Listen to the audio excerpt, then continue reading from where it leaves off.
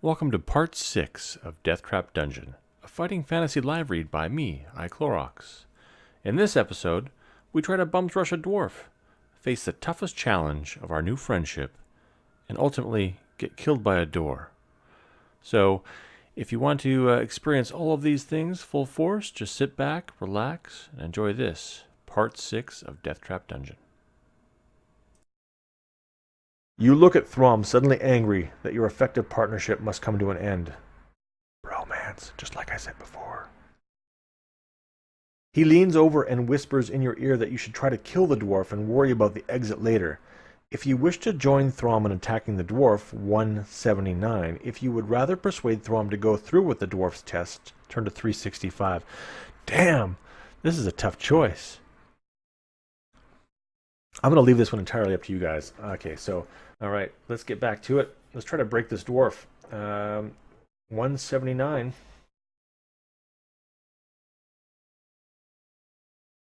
As you rush towards the dwarf, he pulls two hand darts from his belt and throws them at you and Throm, hitting both of you in the leg. You're both instantly paralyzed by the poison on the tip of the dart, lose 2 stamina. Damn. As though glued to the floor, you can only watch as the dwarf retrieves his darts from your thigh. He asks you whether you're willing to enter his contest now. You strain to nod your head. Slowly, the effects of the poison wears off and mobility returns. The dwarf beckons you to follow him, telling Throm to await his return. He opens a secret door in the chamber wall, and you follow him to a small circular room. He closes the door behind you and hands you 2 bone dice, telling you to throw them on the floor. You roll a 6 and a 2, a total of 8. The dwarf asks you to roll again, but this time you must predict the total. Will it be the same, or higher, or lower than 8? If you wish to guess, and it will be the same, 290. If you wish to guess, it will be less than 8, 191. If you wish that would be total will be more than 8, 84. All right, lower than 8 is 191.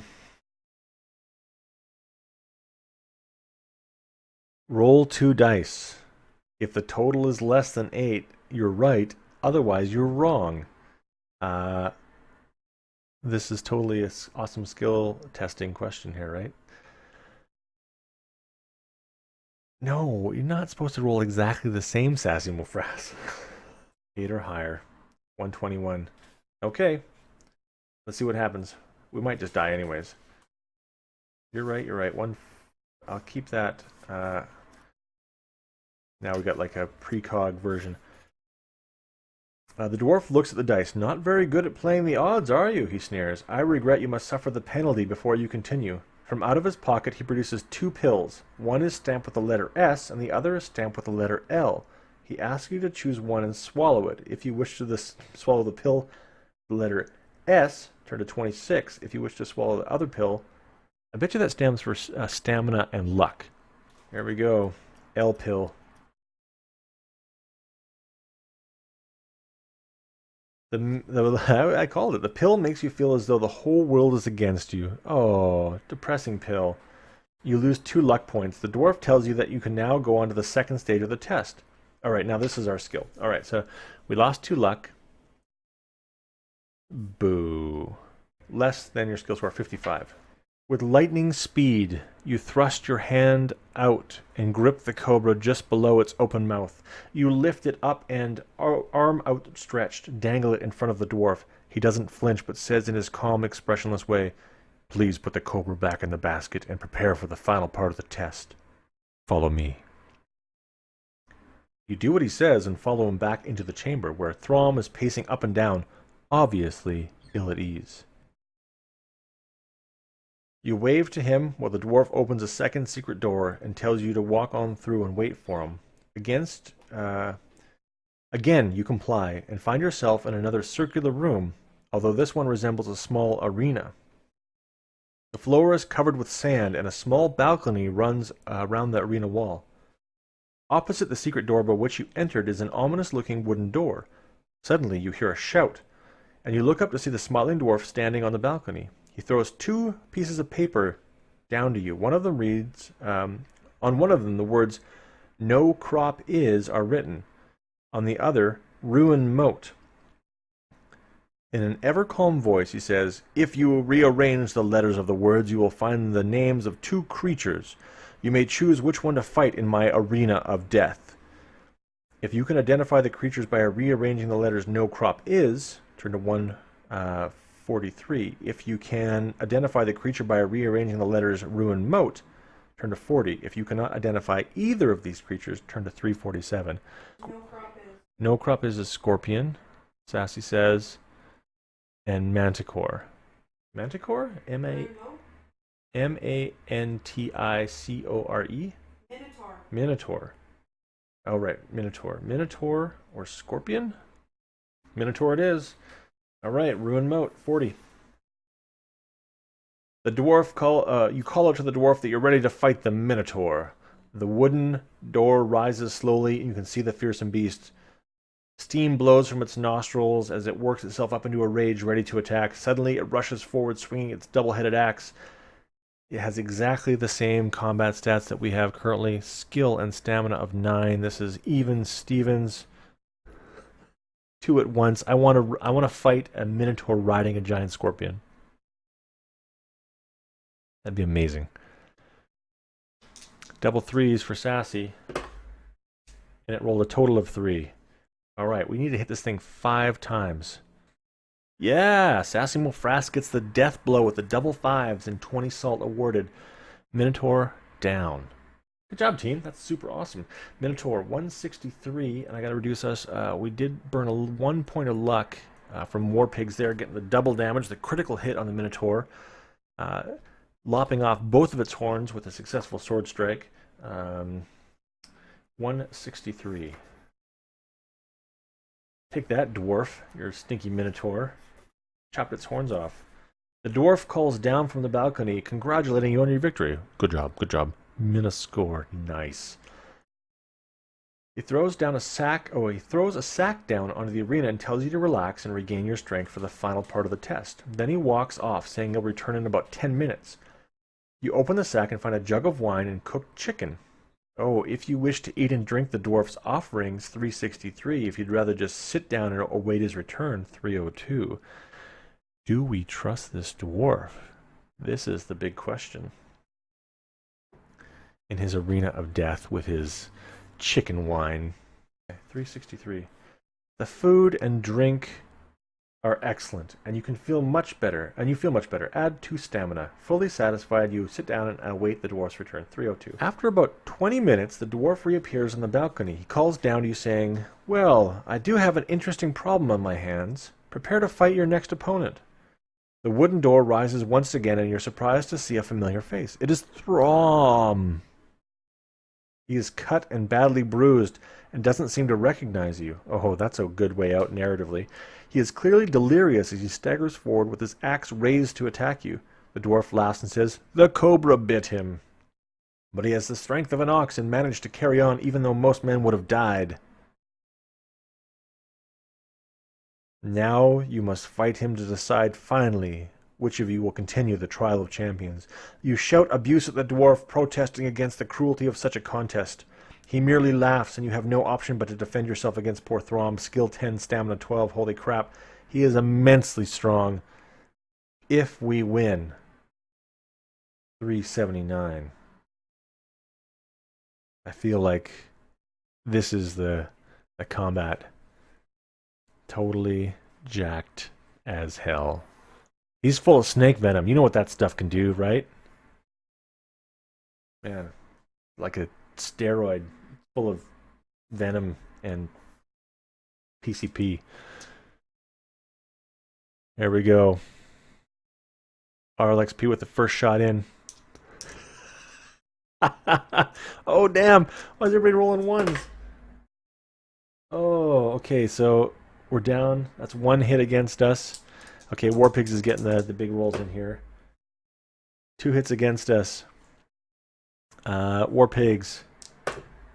We hit him once. Okay, I'm going to keep track of this real quick on a different sheet. Since we're even Stevens, we need to hit him 6 times. Us, Rom. We hit him once, he's hit us twice.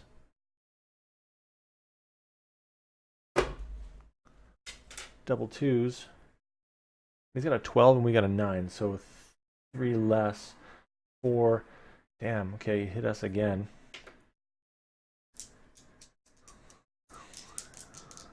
All right, Magpie got double 4s, and then we got a 4 and a 5, so 8 and a 9. All right, so that's... He's got a skill of 10, 16, and 8. Good, we hit him once. Sweet. All right.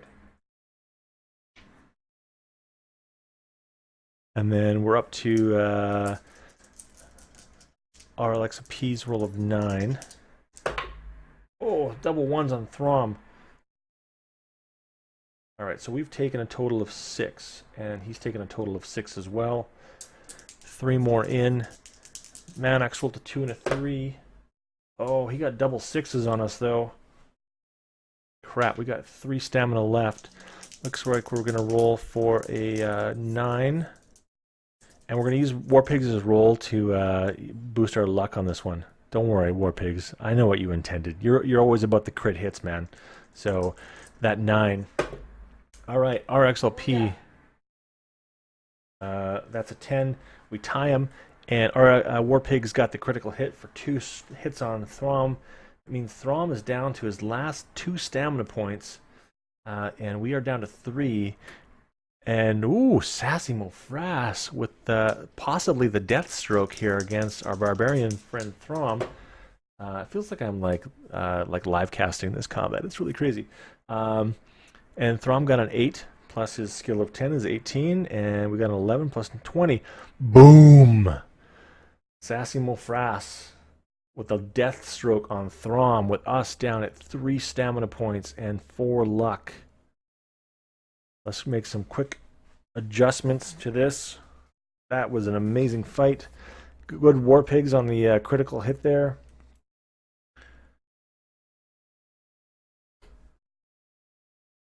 Boom shakalaka. Poor Throm. All jacked up on snake venom. Probably didn't even know it was us. Here we go. If we win, 379. Exhausted by your long duel, you fall to your knees as you stare at Throm's still body. A bitter loathing for the dwarf fills your heart. Somehow you will avenge Throm. Engulfed in your hatred, you do not notice the dwarf enter the arena until he is standing right in front of you, a loaded crossbow aimed at your chest. I know what you're thinking, he says calmly, but remember that only I know the way out of here. Get up. It's time for you to leave. Once on your feet, the dwarf indicates that you should walk ahead of him. Back in the chamber, he crosses over the northern wall and pushes against one of its stones. A door-like section of the wall swings out, opening into another crystal-lit tunnel. With his crossbow still aimed at your chest, the dwarf smiles, saying, "Good luck. If you wish to walk straight into the tunnel..." 213. If you'd rather take a punch at the dwarf, turn to 145. Oh man, they are so trolling you in this book right now. That is such a troll option. All right, you want to just see what it's like to throw a punch at this dwarf? Like, would it help us feel more vindicated if that was the case? All right, here, what we're going to do, we're going to throw a bookmark into the punch, and we'll come back. We'll totally die if we punch him, but I'm going to bookmark 145, and we're going to come back after this wraps up, and we're going to throw that punch, and we're going to see what happens, even if it does kill us. There we go. 213. The tunnel soon divides into 2. You hear a buzzing sound coming from the western branch. If you wish to walk west to investigate who or what is making the noise, 108. If you'd rather continue north, 14. Yep. All right, 14 it is. Ahead we go.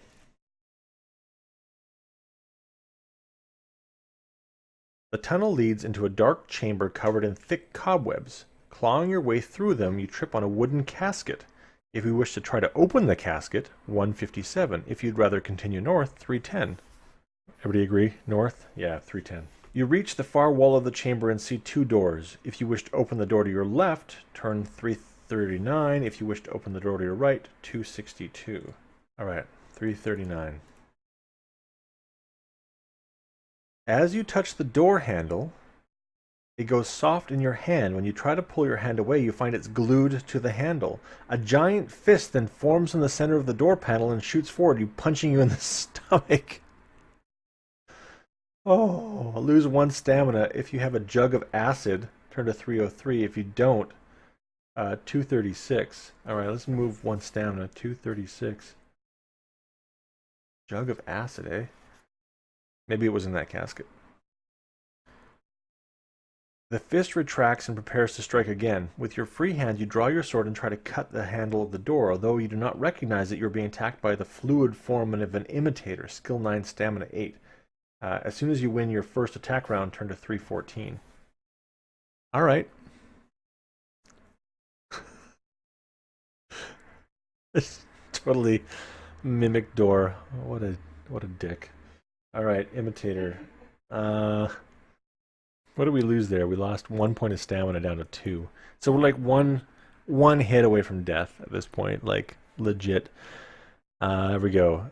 Okay, so we got the first roll in, RXLP, tied skills. So I gotta roll like womp womp womp. Okay, so we died. So I'm gonna mark that down. That's the 3rd death. Now, what we can do is we can just say we won this combat and keep rolling, because you know what? We want to explore the rest of this book, don't we? Let's find out what's going on in 314. So officially, that's the 3rd time, 3, that we've died in this book. But that's okay. We know how tough it is. We're gonna keep going. 314.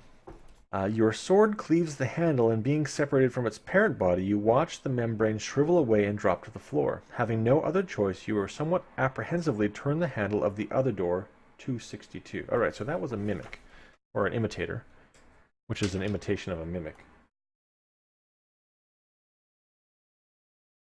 An imitator. Maybe he's a relative, blood relative of Potator. 262. Apparently there's ninjas in this dungeon somewhere. The door opens into another tunnel running north. Ahead you see 2 stone fountains, one on either side of the tunnel, carved in the shape of cherubs. Water sprouts from their mouths and cascades into small bowls at their feet. Do you drink from the left fountain? From the right fountain? Or north? Yeah, totally. Super epic fight with Throm. I'll just edit that out, right? That door whole thing won't make the YouTube. It'll make the edit cuts. It's like we'll have the perfect run through this. Right, so we went up, and this is a fountain at 2... Oh, this is fountain. Who wants to drink bowl water? Cherub bowl water. Maddox is all for the left bowl. You think it would be filled with the same water, right? I mean, there's no smell test. I can't check for traps. Oh, here we go. Remember that liquid that we drank earlier in the dungeon that let us detect traps and give us 2 luck? It didn't actually do much other than, like, oh man. If it had actually let us detect traps, we would have been way better off. 337. Left bowl. The cool water is refreshing, but comes from a source which has been cursed by a hag. Add 1 stamina and lose 2 luck points. If you've not done so already, you can drink from the other fountain or continue north. Alright, now we can take 2 hits. So we got 3 stamina and 2 luck. Man. We gain 1 stamina, so now we have a total of 3, 6, 8.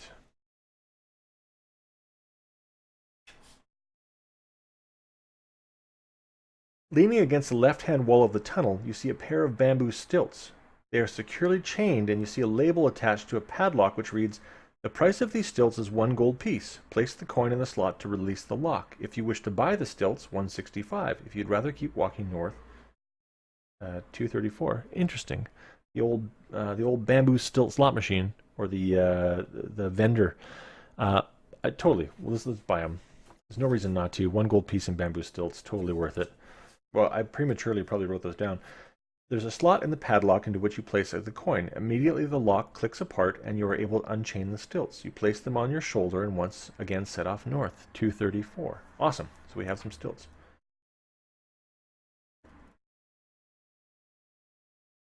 A little farther on, you come to a section of the tunnel which is covered in thick green slime. It looks threatening, so you decide to test it first with a piece of cloth.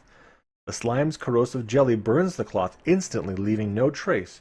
If you're carrying a pair of stilts, 183. How fortunate are we that we totally bought that? Oh, wait. You climb on your stilts and take a few tentative steps across the floor. Your confidence grows, and you soon feel able to tackle the walk across the slime. Smoke rises from the base of the stilts as the slime starts to burn them away. You plod stolidly on to finally reach firm ground again. Unfortunately, the stilts are covered in slime and you're forced to dump them. Setting off north, you come to a junction. You wish to go west? 386 or north 218. Thanks for watching. If you enjoyed this, please consider a like and subscribe to support the channel. Otherwise, stay tuned as we head into the last part of Deathtrap Dungeon.